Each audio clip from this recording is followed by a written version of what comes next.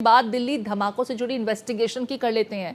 आतंकी मुजम्मिल का एजेंसियों के सामने एक बड़ा कबूलनामा सामने आया है। इस कबूलनामे के मुताबिक साल 2023 में दिल्ली धमाकों की साजिश को लेकर के पूरा ताना बाना बुन लिया गया था। देश के कई और राज्यों में धमाके की साजिश को अंजाम देना था। 2 साल से बाकायदा विस्फोटकों का इंतजाम हो रहा था, और कैसे इंतजाम हो रहा था यह भी आपको बताते हैं। पिछले 2 साल से इस मॉड्यूल से जुड़े लोग विस्फोटक इकट्ठा कर रहे थे। मुजम्मिल को अमोनियम नाइट्रेट खरीदने की जिम्मेदारी दी गई थी। मुजम्मिल ने गुरुग्राम नूह से एनपीके और यूरिया खरीदा था। ये सूत्रों के हवाले से बड़ी जानकारी अब तक सामने आई है। वहीं डॉक्टर उमर ने यूरिया से विस्फोटक बनाने में पारंगत हासिल कर ली थी। मुजम्मिल ने 3 लाख रुपए में एनपीके खाद खरीदा था। कुल 26 लाख रुपए कैश जमा कर डॉक्टर उमर को दिए गए थे। मुजम्मिल, आदिल, शाहीन और उमर ने ये पैसे इकट्ठा किए थे। तो दिल्ली धमाकों को लेकर के देखिए जो बड़ी जानकारी सामने आ रही है। लगभग 2 साल से सीरियल धमाकों को अंजाम देने की तैयारी की जा रही थी। बड़ी तादाद में एनपीके जो गुरुग्राम और नूह और आसपास के इलाकों से खरीदा गया था, उसको एक फाइन क्वालिटी के विस्फोटक के रूप में यूरिया की मदद से कन्वर्ट करने का काम जो था वो उमर का था। बड़ी जानकारी मिल रही है। मुजम्मिल ने 3 लाख रुपए में एनपीके खरीदा। आतंकी उमर यूरिया की मदद से एनपीके को मिलाकर फाइन क्वालिटी का विस्फोटक तैयार कर रहा था, जिससे डैमेज बहुत ज्यादा हो सकता था। आपने देखा भी दिल्ली में जो धमाका हुआ, भले ही एक कार में धमाका हुआ, लेकिन उसकी जद में एक बड़ा दायरा आया था। धमाके की धमक दूर तक सुनाई दी, और जो मलबा था, जो चीज़ें बिखरी वहाँ पर, वो सिर्फ उस खास इलाके तक, एरिया तक ही नहीं रही सीमित, बल्कि दूर तक बिखराव देखा गया था। आदित्य द्विवेदी मेरे साथ जुड़ गए हैं। आदित्य का रुख करेंगे। आदित्य, बड़ी महत्वपूर्ण जानकारियां मिल रही हैं। 2 सालों से सीरियल धमाकों को अंजाम देने की तैयारी की जा रही थी, और क्या कुछ महत्वपूर्ण खुलासे इनसे अब तक पूछताछ के मार्फत हुए हैं? प्रीति, ये तो बात खुलकर सामने आई गई है कि इन्होंने जो एनपीके यूरिया खरीदा हुआ था, इसको केमिकल में बदलकर विस्फोटक बनाने के लिए इन्होंने एक पिसाई के लिए एक चक्की भी ली हुई थी, इलेक्ट्रॉनिक चक्की, जिसमें ये पिसाई करता था मुजम्मिल और उमर, और उसको उसके बाद फिर इस्तेमाल करते थे।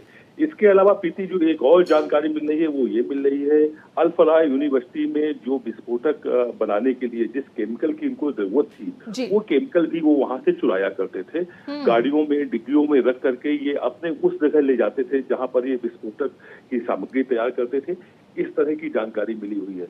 और कुछ दिन पहले मुजम्मिल और उमर के बीच में थोड़ा सा विवाद की भी जानकारी सामने आ रही है, जिसके बाद इन लोगों में थोड़ा सा मनमुटाव हुआ था। हालांकि इसके लिए उन्होंने फिर एक सिग्नल ऐप में एक ग्रुप बनाया था उमर ने, और उस विवाद को सुलझाने की पूरी कोशिश भी की हुई थी।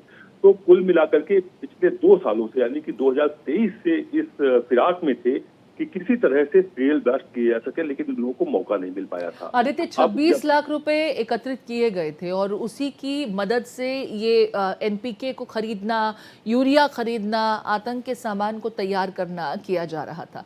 26 लाख छोटी रकम नहीं होती, और जिस तरीके से इनकी तैयारी चल रही थी, ये चारों लोग, खास करके उसमें उमर हुआ, मुजम्मिल और शाहीन, आदिल, अगर इनकी बात की जाए तो इनके इरादे बहुत खौफनाक थे। किन किन शहरों को टारगेट किया जाना था, इसको लेकर के अब तक कुछ जानकारी मिल पाई है? और ये पैसा आ कहां से रहा था? क्या ये अपनी तरफ से कंट्रीब्यूट कर रहे थे इस नापाक मकसद के लिए पैसों का? प्रीति, जो अभी जानकारी मिल पाई है, जो छनकर खबरें आ रही हैं जांच एजेंसियों से, उसके मुताबिक अगर हम बात करें तो इन्होंने अपनी ही कंट्रीब्यूशन से पैसा 26 लाख इकट्ठा किया हुआ था, जिसमें मुजम्मिल ने 5 लाख रुपए दिए हुए थे, आदिल अहमद राधर ने 8 लाख रुपए दिए हुए थे, अहमद राधर उसने 6 लाख रुपए दिए हुए थे, उमर ने 2 लाख रुपए लगाए थे, और डॉक्टर शाहीन, जो कि महिला है, जो लखनऊ से पकड़ी गई थी, उसने 5 लाख रुपए दिए हुए थे। और इन पैसों का पूरा हिसाब किताब डॉक्टर उमर रखता था, जो कि ब्लास्ट में नहीं मर गया, जिसकी मौत हो गई। तो इस तरह से ये पूरे पैसे का खुद ही फिलहाल इन्होंने जो 26 लाख का ब्यौरा सामने आया है उसमें इन्होंने खुद ही इंतजाम किए हुए थे, अपने अपना कंट्रीब्यूशन किया हुआ था और इस आतंकी घटना को अंजाम देने में सीरियल ब्लास्ट करने के लिए इन लोगों ने सब किया हुआ था। अभी तक प्रीति, जो आपका एक सवाल है कि किन किन जगहों पर ये ब्लास्ट करना चाहते थे, 32 जगह इन्होंने कबूली हुई है जो पकड़े गए हैं आतंकी की। 32 जगह सीरियल ब्लास्ट की इनकी अपनी प्लानिंग थी, पूरे देश भर में पूरे देश को दहलाने की इनकी अपनी कोशिश थी। कौन कौन सी जगह है उसको अभी सीक्रेट रखा गया है, सुरक्षा के कारणों से वो उन जगहों को भी नहीं बताया जा रहा, क्योंकि उसमें भी एक दहशत का माहौल बेवजह का बनकर तैयार होगा। जी प्रीति। ठीक है, बने रहिए आदित्य। इस बीच अपने दर्शकों को बता दें कि दिल्ली ब्लास्ट मामले में सूत्रों के हवाले से एक और बड़ी जानकारी मिल रही है। आतंकी मुजम्मिल, उमर और शाहीन को लेकर के बड़ा खुलासा हुआ है। अल फलाह यूनिवर्सिटी की लैब की जांच से यह खुलासा हुआ है, जिसका जिक्र अभी आदित्य भी कर रहे थे कि लैब से केमिकल चोरी करते थे मुजम्मिल, उमर और शाहीन अपने प्रोजेक्ट को कामयाब करने के लिए। और जिस तरह का विस्फोटक वो तैयार कर रहे थे उसके लिए लैब से केमिकल्स की चोरी की जा रही थी। लैब से कई केमिकल किट और सामान गायब पाए गए हैं।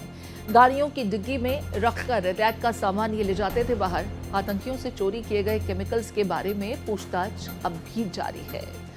आदित्य, अभी आप इसके बारे में जानकारी दे ही रहे थे, लेकिन जिस तरह का केमिकल और जितनी क्वांटिटी में ये विस्फोटक तैयार कर रहे थे, छोटी मोटी क्वांटिटी तो होगी नहीं, लेकिन अगर अपनी गाड़ी की डिक्की में छिपाकर ये केमिकल ले जा रहे थे और लैब से सामान गायब था, तो किसी इनसाइडर की मिली भगत के तो ये मुमकिन नहीं है, क्योंकि स्टॉक का रिकॉर्ड भी मेंशन होता होगा। अगर किसी प्रोजेक्ट के लिए उस केमिकल का इस्तेमाल हो रहा है तो वो भी मेंशन किया जाता होगा।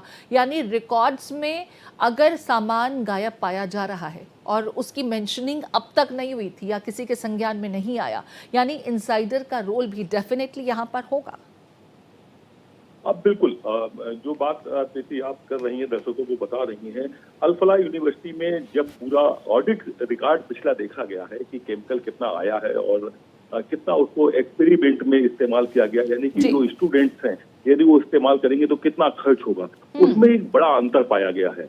इस अंतर को पूरा करने में अब एजेंसियां इस बात पे भी लगी हुई हैं कि कहीं इसमें अल फलाह यूनिवर्सिटी के और लोग तो शामिल नहीं हैं। आखिरकार ये केमिकल का इस्तेमाल सिर्फ और सिर्फ विस्फोटक के लिए ही तो कहीं नहीं किया गया, क्योंकि इसमें जम्मू कश्मीर के तमाम स्टूडेंट्स और स्पेशली एक धर्म विशेष के स्टूडेंट्स की जो संख्या थी वो ज्यादा पाई गई है और वो लोग गायब भी हैं। 200 लोग निगाह में हैं, 10 लोग ऐसे हैं जिसमें 3 जम्मू कश्मीर के हैं और 7 जो सीधे ताल्लुक रखते हैं अल फलाह यूनिवर्सिटी से। तो ये सब जांच के दायरे में है और इसमें बहुत ही गहनता से सारी एजेंसियां लगी हुई हैं और इसमें एक बड़ा अंतर पाया गया है कि जो केमिकल आया था और जो केमिकल गायब है उतने प्रयोग नहीं किए गए हैं। ये बातें खुलकर सामने आई हैं प्रीति। बहुत शुक्रिया आदित्य, विस्तार से इन्वेस्टिगेशन के बाबत तमाम जानकारियां साझा करने के लिए। तो देखिए, चौंकाने वाले खुलासे हो रहे हैं। 2 साल से विस्फोटकों को इकट्ठा किया जा रहा था, बम बनाने की तैयारी चल रही थी, वो भी सीरियल धमाकों को लेकर।